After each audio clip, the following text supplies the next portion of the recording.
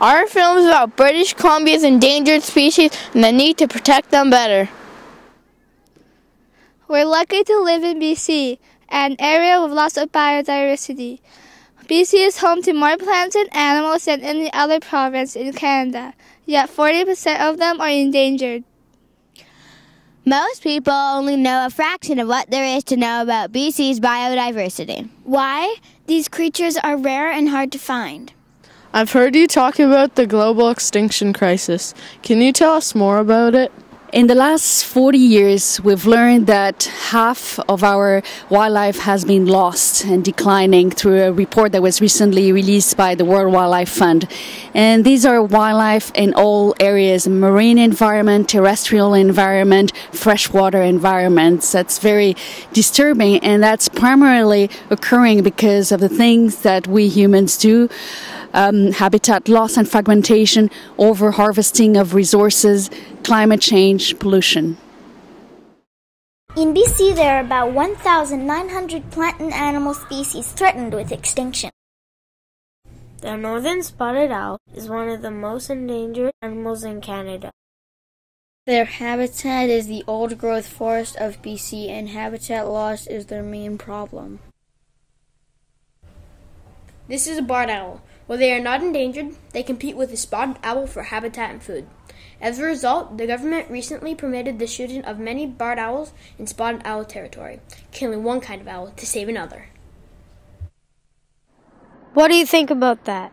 Well, I think it's a bad idea for the BC government to shoot barred owls. The reason why the spotted owls are at risk, and there's only about 12 to 14 spotted owls left in the wild in all of Canada, and they're found in British Columbia. But the reason why spotted owls are at risk is because of the logging of their old-growth habitat. So what we need to do is protect that old-growth habitat, not shoot barred owls. We may not be shooting them, but we are killing them by destroying their habitat. Why is it so wrong for us to cause extinction? I think the most important reason is because they're part of our biological heritage. As a species, we grew up on this planet with them. Over millions of years, thousands of those organisms had babies, survived over their lives, and yielding this long line of organisms, these animals and plants. And who are we to squander that? Who are we to extinguish them off this planet at this point? What is the Federal Species at Risk Act, and what does it protect? Well, Canada's Species at Risk Act is also called SARA, and it protects mainly migratory birds and aquatic species like whales. But that means over 90% of the endangered species in BC don't get any protection under Canada's Species at Risk Act, which is why we need BC endangered species legislation. BC has the most grizzly bears in Canada. When grizzlies hibernate without eating enough, they may not have enough fat to survive, and then weak grizzlies may not be able to reproduce. This fierce animal likes to live near rivers because it feeds on salmon. Grizzly bears are very picky eaters. The majority of grizzly bears will eat only certain parts of the salmon, like the roe belly and the head. The carcasses are left behind for other creatures.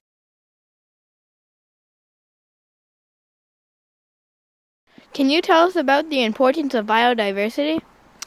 So biodiversity, as the diversity of all living things on this planet, is important for lots of reasons. They help to grow our food, they help to clean our water and our air, they help to control pests, and so keep our food, and they also make life meaningful by inspiring us and teaching us all kinds of things about the living world. The grassland habitat of the American badger is being threatened by road building and development. Grasslands also provide homes to a wide variety of birds and other wildlife.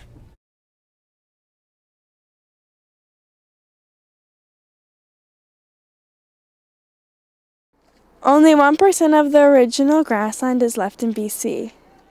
What do you think is the most threatened marine mammal in BC?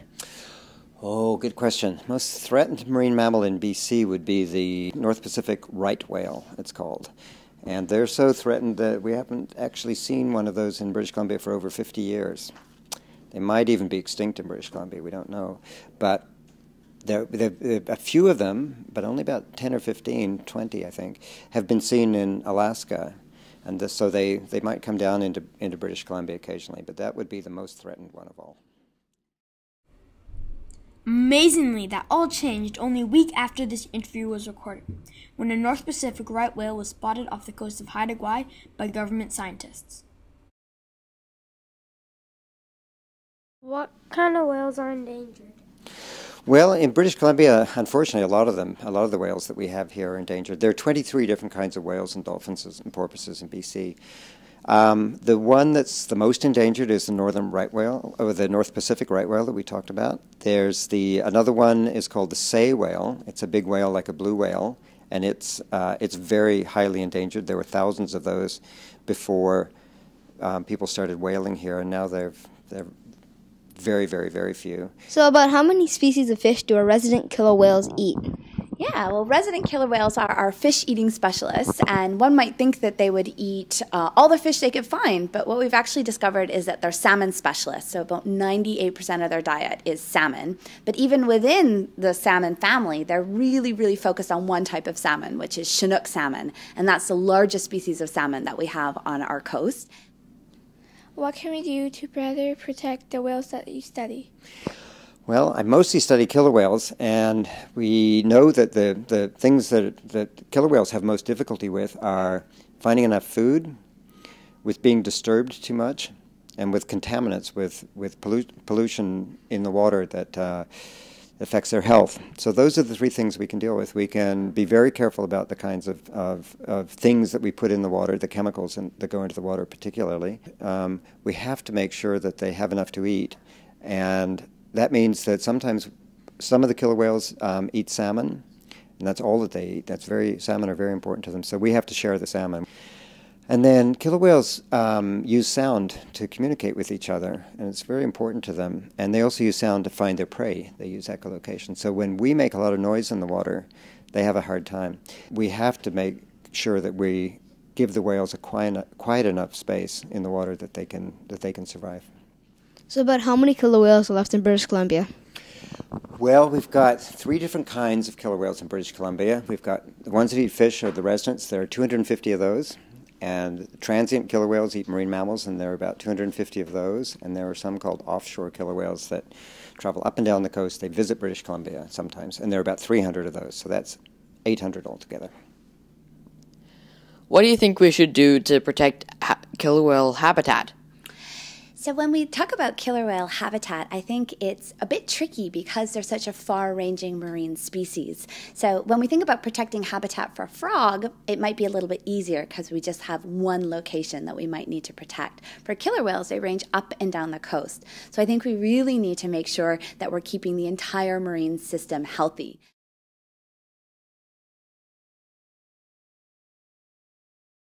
Salmon is the foundation of the food chain in British Columbia, yet salmon face many threats. They are badly affected by habitat loss and a bunch of other problems.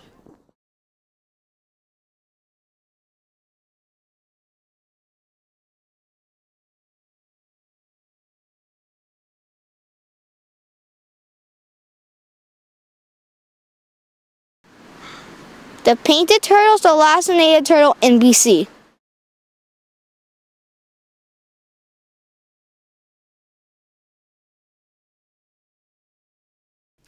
Can you guys see this guy's belly? Yep. So this is a western painted turtle, and he has a really complicated belly pattern, and each of the belly patterns on these turtles is different.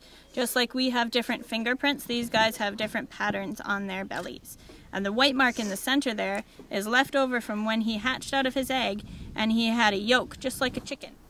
When I'm older, I want to plant trees, help the animals, and save the world from pollution. I want to make money. I want to build condos, skyscrapers, and shopping malls. I'm going to be rich. Save the mark. Save the mark. Save the mark. Save the mark. Here's your coffee, sir. Save the mark. Yuck, this tastes like dirt. Sorry, Richard. So when are we draining the marsh while we get the construction going? Wait, I've been trying to tell you something. If you drain this marsh, all the organ-spotted frogs will die. Because this is the last place on Earth where they live, and you're just gonna wipe them out? Does it look like I care? But Look, Amber, we've known each other since kindergarten. I want my money. Give me the contract. I want to get this. okay, here. Stupid frog. Stop this! Don't you see where it's all leads? What happened here, and where is everybody? When you drain that marsh, you wiped out an entire species. Everything in the world is connected. So when you wiped out all the frogs, eventually, lots of other species will die too. You know, you can't eat money. But I never meant for this to happen. So what are you going to do about it? Are you going to sign that contract or not? I've learned my lesson, and I'm going to do better now. The Oregon spotted frog is one of the most endangered species in Canada. There are only 300 breeding pairs left in British Columbia. It has a Latin name meaning precious frog, and it is a very delicate animal. Bullfrogs are an invasive species that overwhelm them. Bullfrogs are fierce, aggressive, and much bigger. They eat Oregon spotted frogs. Wetlands provide them with food, water, shelter, and protection, but the loss of those wetlands is a major problem. We continue draining wetlands for urban development. The Salish sucker is another endangered species. There's about 8,000 of them left in the wild.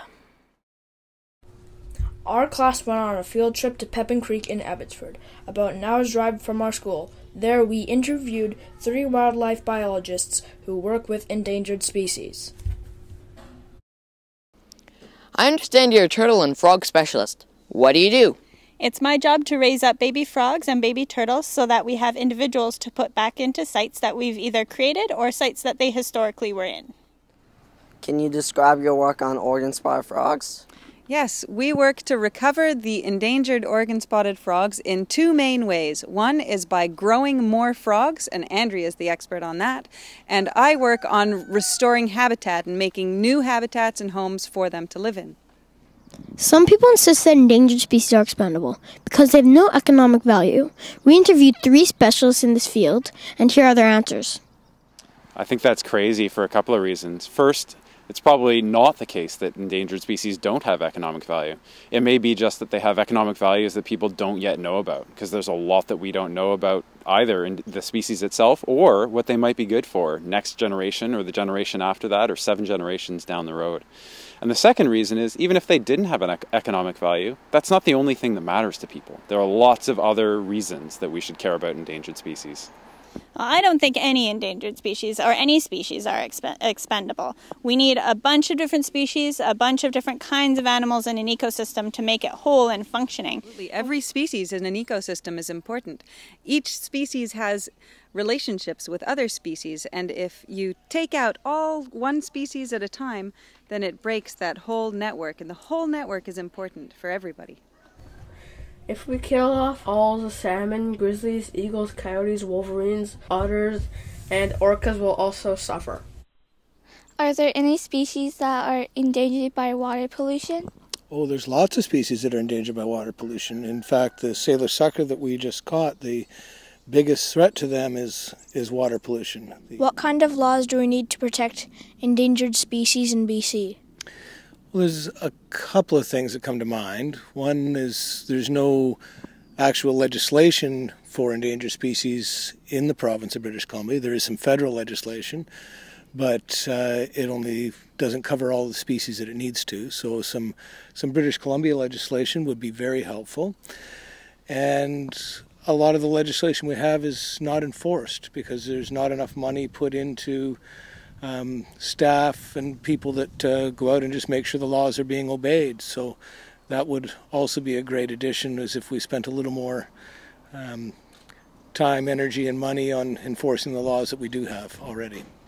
Why does BC still need more endangered species legislation? Well, most people are really surprised to find out that British Columbia has no endangered species legislation, and we have 1,900 species at risk. So if we want to have grizzly bears and spotted owls and Vancouver Island marmots in the future, we need the BC government to introduce an endangered species law right here that protects habitat and is based on science. For all these reasons, we have a responsibility to respect and protect nature. The good news is, with care and protection, threatened species can come back.